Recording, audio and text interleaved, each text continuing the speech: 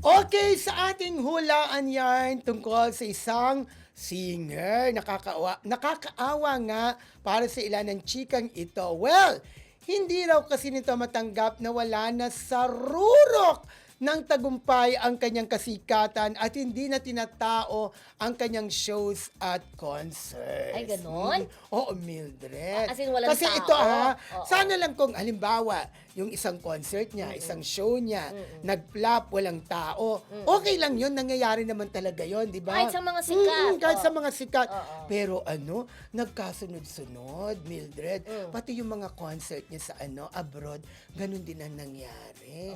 As in, hindi na talaga pinapasok ng tao at dumarating pa sa puntong kina-cancel ang concert niya dahil nga sa walang bumibili ng ticket. Ay, parang kilala ko na yan. Nga, hindi siya. Ay, hindi ba siya? Yung iba pa ito. Yung kilala mo, ganun din, di ba? Oo, Yung oo. nangyari sa kanya sa ibang bansa. Oo. Ito, iba rin. Iba ito. At saka ito, madalang lang mag-concert sa ibang bansa. Dito sa Pilipinas, Madalas. Madalas, oo. Pero dito yun ba na sa nga. Pilipinas, pag nagko-concert siya, marami naman pumupunta? Ha?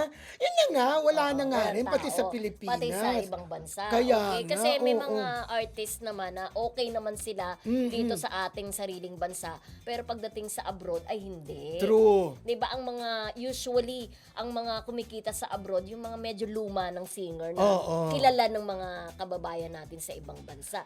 Kaya ang tanong ko sa iyo, Oo. ano ba siya medyo bata pa ba siya o medyo ano yung Hindi age naman siya bracket sobrang niya? katandaan. Not so old.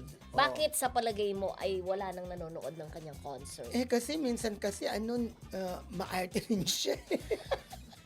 May kaartehan. May kaartihan din kasi siya. Baka naman kasi mahal-mahal Oo. naman ang ticket. Hindi, may Oh. kaartihan siya kasi minsan. Oo. Ay, Minsan Parang kilala ko na yan. na ano siya na intriga, na balita na ayaw niya magpa-picture din minsan.